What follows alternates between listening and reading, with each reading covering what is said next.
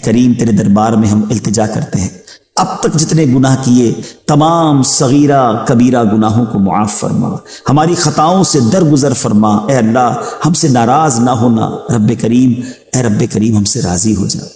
रहमतों वाला साल बना दे, आफियतों वाला साल बना दे। ए अल्लाह पिछले गुनाह मुआफ़ कर दे और अगली ज़िंदगी हमें नेकियों वाली गुजारने की तौफीक अता फरमा। ए करीम तेरे ख़जानों में कमी नहीं।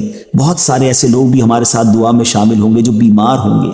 ए शिफा देने वाले मौला, ये अगला साल हमारे लिए शिफा वाला साल बना दे, आफियत और सेहत वाला साल बना दे। अल्लाह अपने दर के सिवा हमें किसी का मोहताज न कीजिए।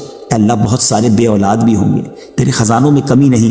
ये आने वाला साल उन बे औलादों के लिए औलाद वाला साल बना दे, नेक और सालेह उन्हें औलाद अता कर दे। कई लोग कर्जों में डूबे हैं, मालिक करम कर, ये आने वाला साल उनके कर्जे उतर जाएं और वो खैर से खुशहाली वाली ज़िंदगी गुजारें। बेरोज़गार भी होंगे